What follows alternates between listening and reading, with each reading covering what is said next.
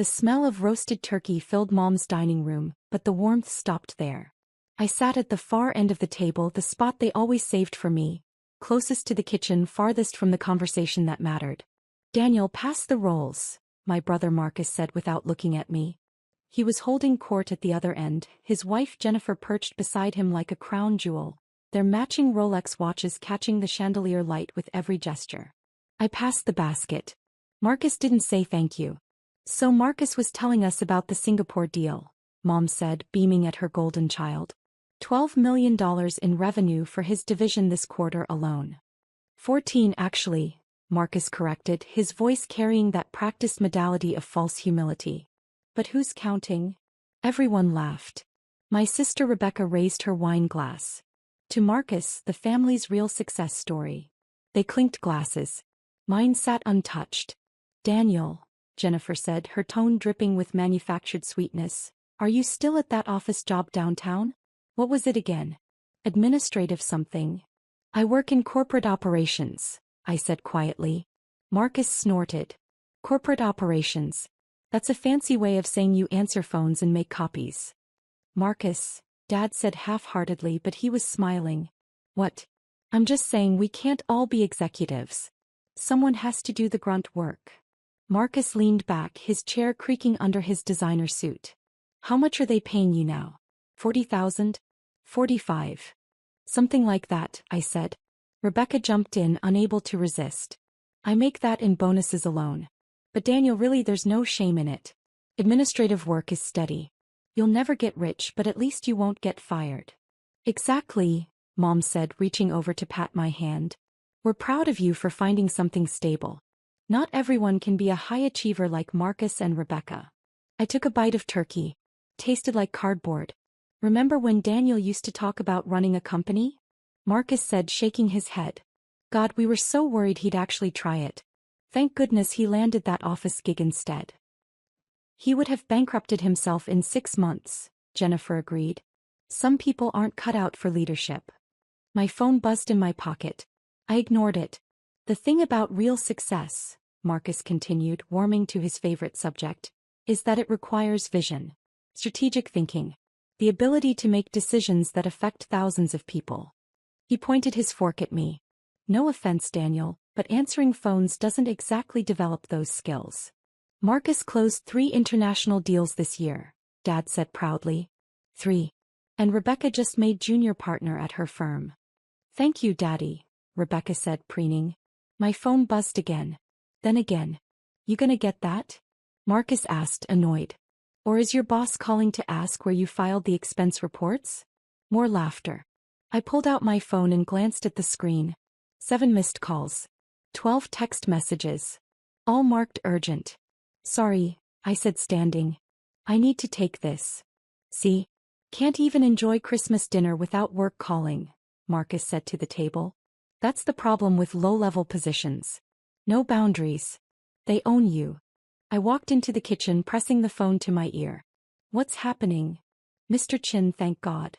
It was Patricia, my executive assistant, and her voice was tight with panic. "We have a level 5 crisis. The entire European division is threatening to walk. All 50 executives. They're demanding your immediate decision on the restructuring, and they won't wait. They said if they don't hear from you in the next 30 minutes, they're resigning en masse and taking their teams to TechCorp." My stomach dropped. How did this escalate so fast? The leaked memo. Someone sent the preliminary restructuring plans to the division heads before you approved them. Now they think they're all being downsized. It's chaos. The board is convening an emergency session. They need you here now. I looked through the doorway at my family, still laughing and eating, completely unaware. "I'm 40 minutes away. Sir, we have 50 C-level executives ready to resign. That's $2 billion in annual revenue walking out the door. The board is preparing to hold the emergency session by video conference if necessary, but they're insisting only you can authorize the final decision. No one else has the authority." Through the doorway I heard Marcus's voice. "Probably got called in for overtime. That's what happens when you're hourly." More laughter. "Bring the board here," I said quietly. "Sir." "My mother's address. I'll text it to you. Full emergency board session video conference setup. Everything." We'll do it here. Mr. Chin, are you certain? 30 minutes, Patricia. Make it happen. I hung up and returned to the table. Everyone was deep in conversation except Jennifer, who gave me a pitying look. Everything okay? She asked, loud enough for the table to hear. Did they need you to come in and restock the printer paper? Something like that, I said, sitting down. Marcus was in the middle of a story about firing someone. So I called him into my office. I have a corner office now, Dad, did I mention that? And I said, your performance is unacceptable. Just like that. Direct. That's what leadership looks like. Wow, Mom breathed. That must have been so hard. It's the burden of authority, Marcus said solemnly. Making the tough calls. That's why they pay me the big bucks. He glanced at me. Daniel wouldn't understand. When you're at the bottom, you don't have to make decisions. You just do what you're told. Must be nice, Rebecca added. No responsibility. Just punch in, answer phones, punch out. My phone buzzed. Patricia, 15 minutes out. Setting up in driveway. You know what Daniel's problem is? Marcus said, pouring himself more wine. No ambition. He's comfortable being mediocre. That's not fair, Dad said, but his tone suggested he agreed. It's true though, Jennifer said. Some people are leaders and some people are followers. There's no shame in being a follower, Daniel. The world needs worker bees. Exactly, Marcus said. I mean, look at us. Rebecca's a junior partner. I'm a senior VP. And Daniel answers phones. It's just the way things shook out. Rebecca leaned forward, her expression concerned. Daniel, have you thought about going back to school? Maybe getting an MBA? You're not getting any younger, and if you want to move up from administrative work, you'll need credentials. I'm fine where I am, I said. See?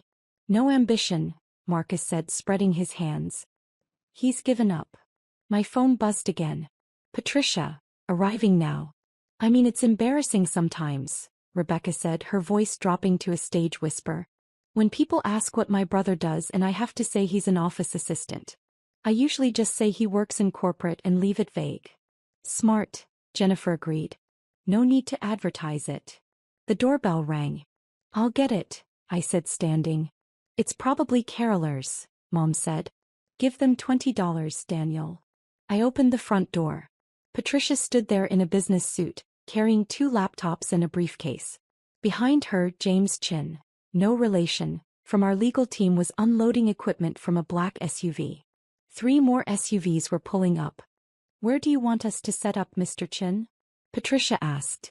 Living room, I said quietly. And Patricia? The family doesn't know. Her eyes widened slightly, but she nodded. Understood, sir.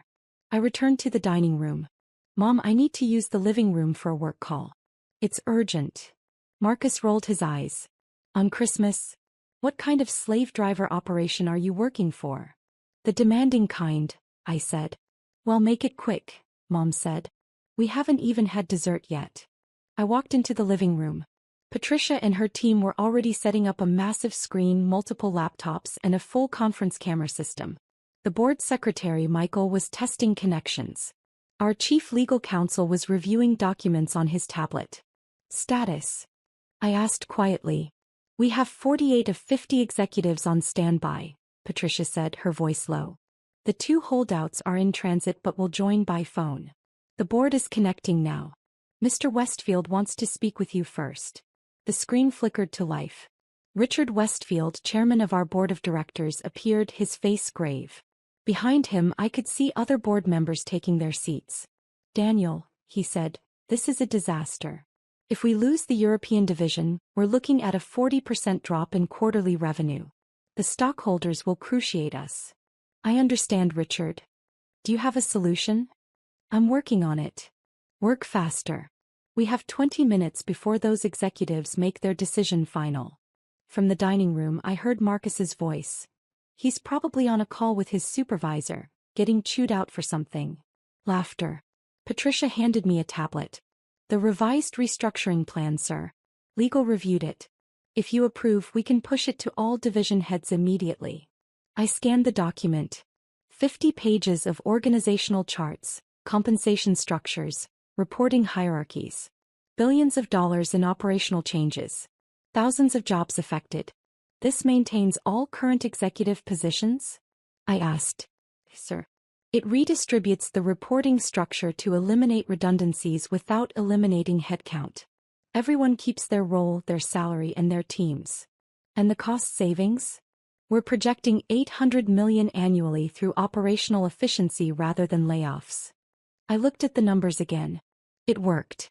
Barely, but it worked. Do it, I said. Send it out. Yes, sir. Patricia's fingers flew across her keyboard. From the dining room, I bet he's dealing with some printer jam emergency. More laughter. The screen split into multiple windows. 50 faces appeared, every executive from our European division. Patricia had gotten them all on the call. Ladies and gentlemen, I said, my voice calm and clear, thank you for your patience during this stressful situation. I'm aware that preliminary restructuring information was leaked before proper approval channels were followed. That was my failure and I apologize. Apologies don't save our positions, a woman in the Paris office said sharply. You're right.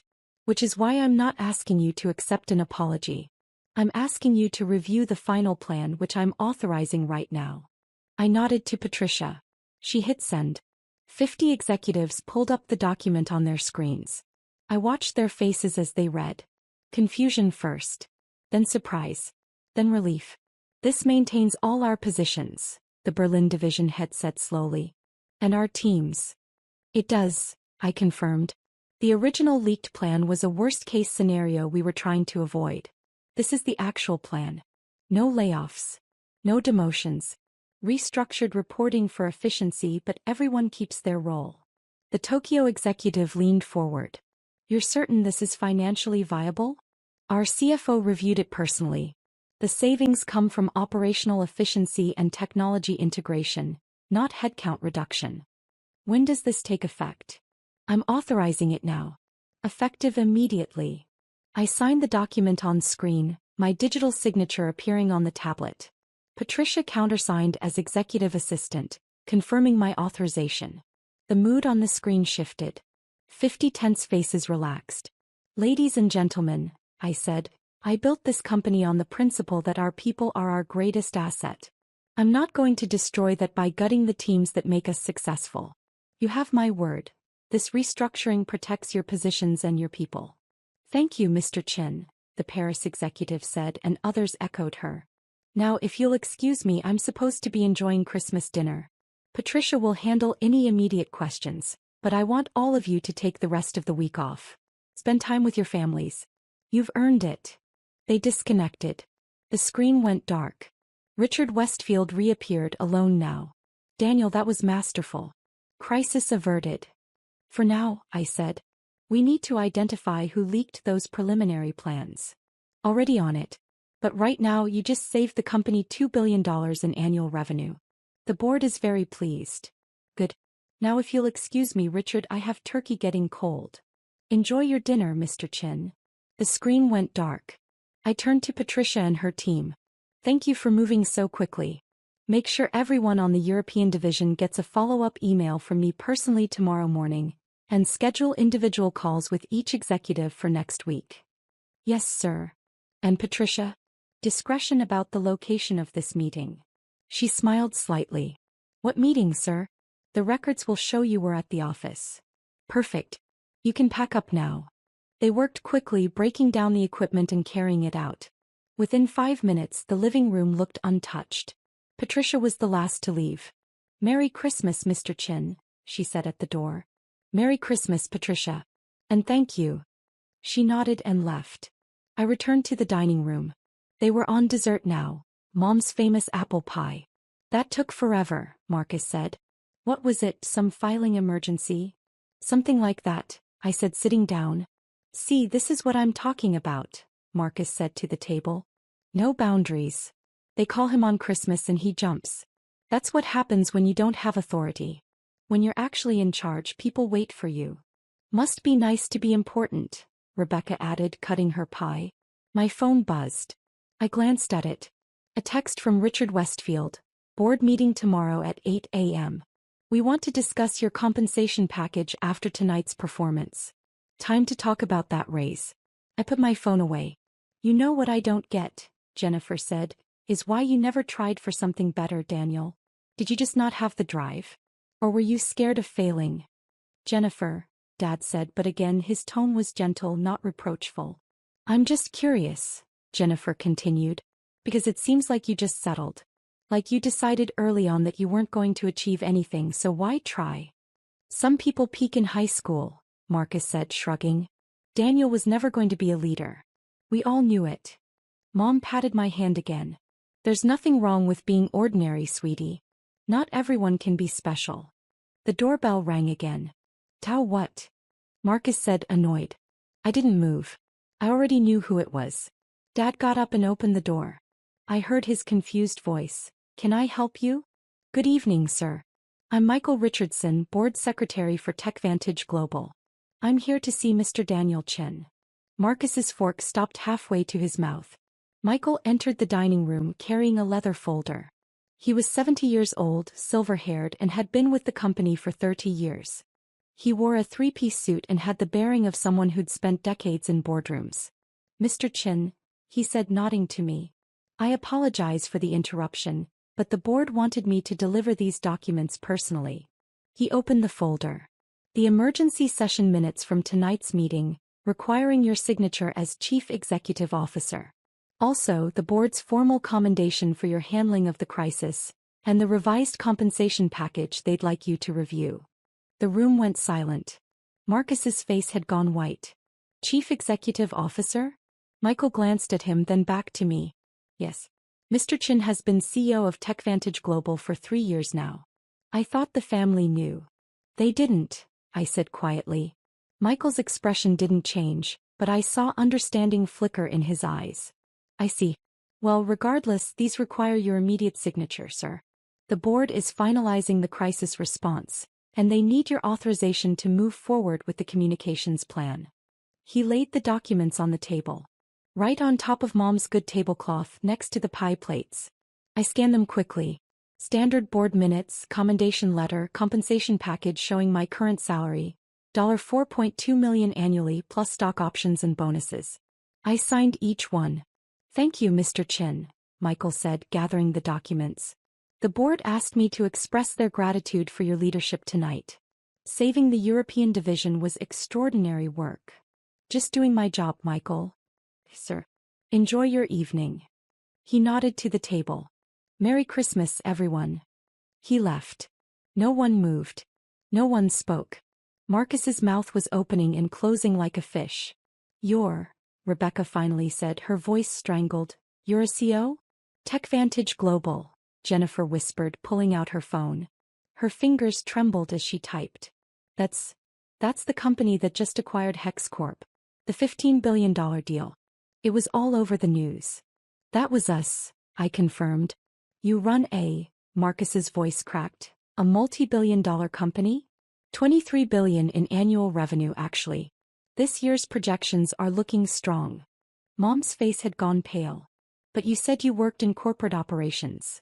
I do. I operate the corporation. The answering phones, Rebecca said weakly. The office job. I do answer phones sometimes. When my executive assistant is busy. I took a bite of pie. This is delicious, Mom. Dad was staring at me like he'd never seen me before. 3 years. You've been CEO for 3 years. 4 in March. But you never said anything, Mom whispered. You never asked, I said simply. You all assumed I was an assistant and I didn't correct you.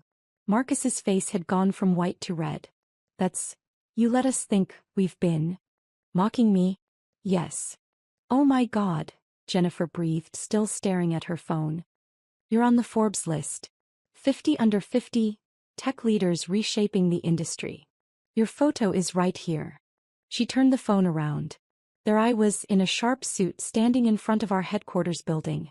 The caption read, Daniel Chen, CEO of TechVantage Global, continues to drive unprecedented growth through innovative leadership and strategic vision. Rebecca grabbed the phone.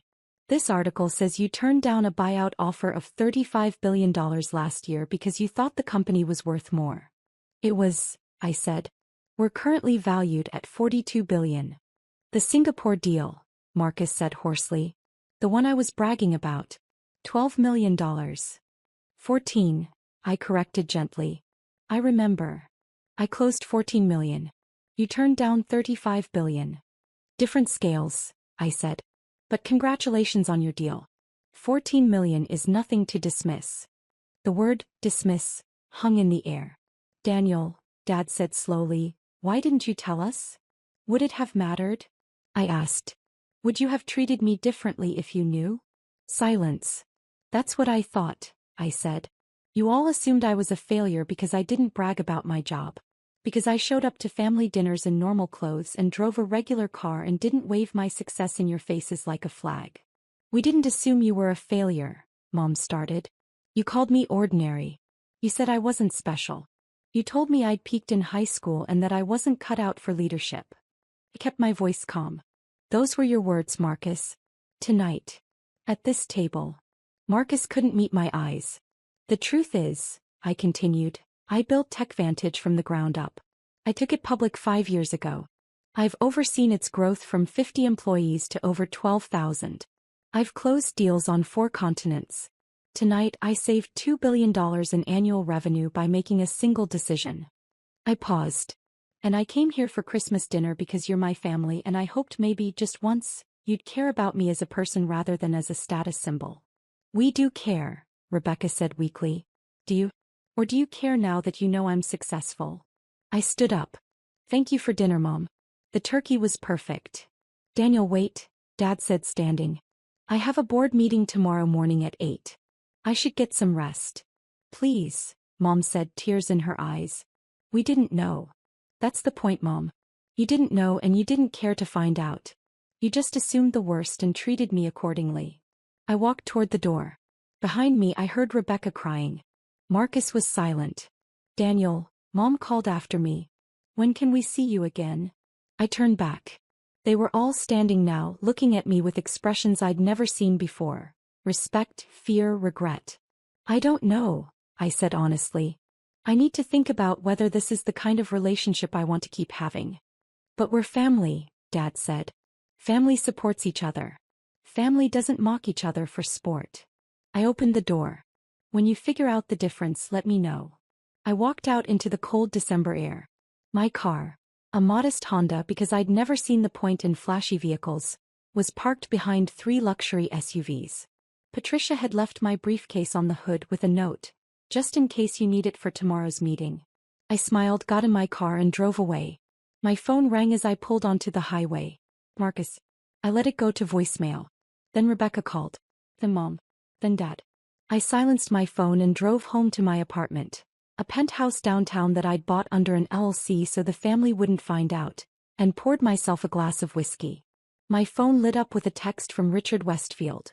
The board wants to offer you a 10% raise and additional stock options. You saved us tonight. Name your price. I typed back. We'll discuss tomorrow. Right now I need to decompress.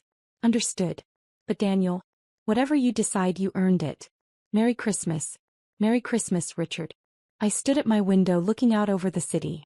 Somewhere out there, my family was probably still sitting at that dinner table, processing everything that had happened. Marcus was probably Googling my net worth. Rebecca was probably reading every article about me she could find. Mom and Dad were probably wondering how they'd missed the signs for 3 years. But I wasn't thinking about them. I was thinking about tomorrow's board meeting. The Q1 projections that needed review. The Tokyo office expansion that required final approval. The 1,000 details of running a multi-billion-dollar company that filled my days and gave me purpose. And I was thinking about Patricia, Michael, Richard, and the 12,000 employees who trusted me to lead them. Who never questioned my authority. Who saw me as the CEO I actually was, not the failure my family assumed I'd become. My phone buzzed one more time. A text from Marcus. I'm so sorry. Please call me. We need to talk. I put the phone down and didn't respond. Maybe someday we would talk. Maybe someday I'd forgive them. But tonight, on Christmas, I was just going to enjoy the silence and the knowledge that I'd proven once and for all that their assumptions about me had been wrong from the start. I was Daniel Chin, CEO of TechVantage Global, and I'd built my empire quietly while they'd laughed. Now they knew the truth and they'd have to live with it. I took another sip of whiskey and smiled. The view from the top was pretty good after all.